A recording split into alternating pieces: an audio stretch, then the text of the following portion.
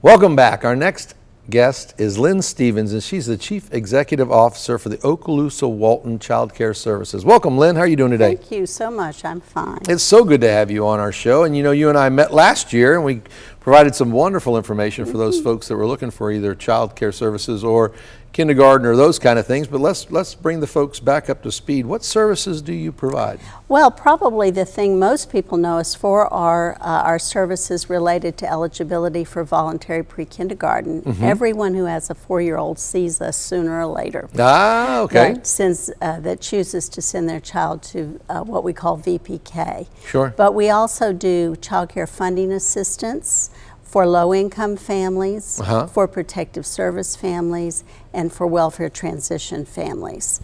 But those are done on referral basis or on income eligibility. Sure. So there's some paperwork and things hurdles that have to be converted. But you provide some other services too, don't you? We do. We do consumer information through our child care resource and referral services. We have a database of all legally operating child care in Okaloosa and Walton counties. And we're like realtors. You call us, you tell us what you'd like to look at. We give you referrals or lists of centers that would meet the needs of the things you told us. And then you go out and look at them. It's a very important choice, so we don't make that for you. The parents make that choice. Sure. Being a prior military guy, I can tell you that's one of the biggest fears that we have coming into a new town is how to find good, healthy, educational child care for our kids. So it's wonderful that you can provide that. Now, if folks need those services from you, how do they get in touch with you for that? Well, we have both an office in Okaloosa and in Walton County as well. In Okaloosa, it's 833-9330. In Walton County, 892-8560.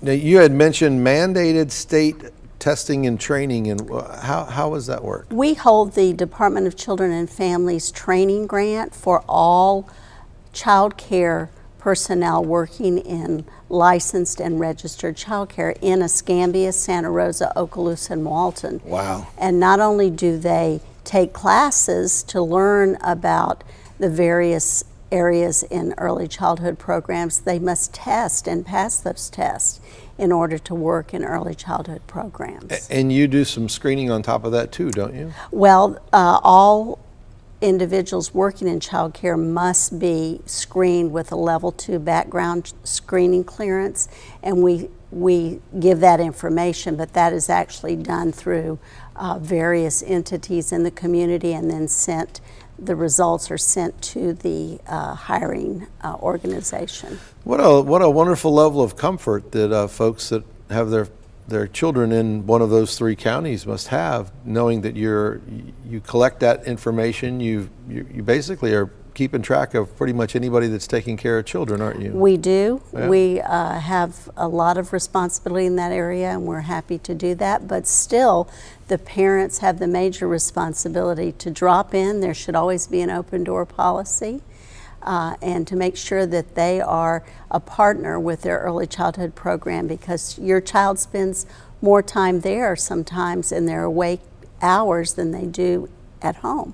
And you mentioned an open door process, but what kinds of advice would you give a family that was looking for child Well, care? we actually, if you go through our resource and referral information services, we'll send you a quality indicator checklist. But one of the very most important things is to go in yourself, feel the tone. Is it what you want for your child? Interview the director, find out about the longevity of staff. Yeah. Find out about the curriculum, find out about their policies for guidance and child outcomes. What kind of curriculum and what kind of outcomes can you expect with your child? It's not just babysitting anymore. No. It's early education and care. And there's so much to be taught and so much to be learned at a very early age that there's a lot that needs to be done, not to mention all the worries that we have about, criminal activity and this and that and the other thing. So there's a whole lot that needs to be done. So the checklist provides somebody a step-by-step process that they could just kind of do an assessment, a personal assessment, if they would. There are quality indicators not all child care and early childhood programs are the same. And so you need some kind of benchmark to know what you're looking for. And of course, then there is also personal taste in what you would like for your child. Sure. But there are certain things that indicate quality in programs. That is fantastic. If a parent was to call Child Care Services and ask for information about child care programs, what kind of information would you be able to provide them? It sounds like you've got a whole lot of information to share with them. Well, if you're patient with us on the phone, we can tell you all kinds of things. There are several types of care available in the community. There's licensed, center-based care, licensed family child care, registered family child care, accredited, licensed centers and family child care homes. There are registered child care homes, and then faith-based programs. And we can give you information about all of those, as well as give you information about the credentials of the individuals working in the programs and the hours they're open, the types of amenities they may offer, that sort of thing. It sounds like, and with each one of those different titles that you were talking about, I guess it's a different set of hurdles that a program or center has to move toward, or goals they have to reach, or... Right. In the case of family child care homes, you will have a very small group of children. It will be a home setting. Some of the programs have credentialed child care providers, just like in centers, but it's going to be within their home. A center-based program is a little bit different. It can start with infants and go up through school age. Some are only preschool programs. Sure. You know, all those things vary from category to category.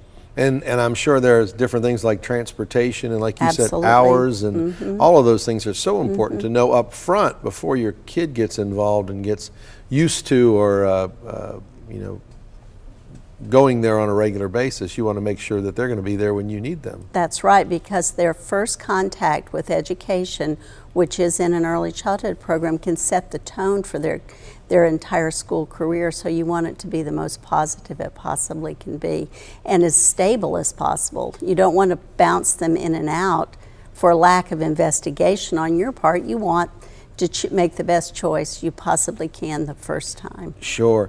What sets your business apart from other businesses in the community? Well, you know, we are part of the infrastructure of the community. When there's a hurricane, what do you see running along the bottom of the screen? Child care centers and schools.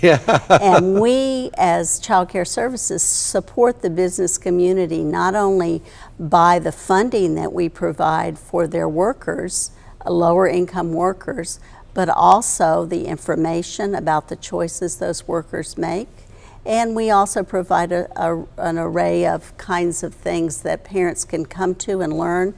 We have an education center at Uptown Station that parents can join the toy lending library, borrow toys, learn about parenting through the books that we provide. Sure. Kind of a one-stop shop if you've got young children.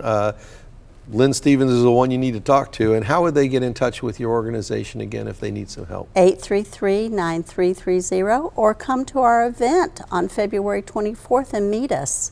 We're going to have our annual Taste of the Bayou fundraising event, which is crucial to that child care funding. Sure. We have to do local fundraising, but we pull down 15 times as much as what we raise when we do that. Oh, wow. In federal and state money. So it's a very powerful thing to donate to. Huge multiplier. Huge. Yes. And we have a food tasting and silent auction on February 24th at St. Mary's Parish Life Center in the evening from 6 to 8.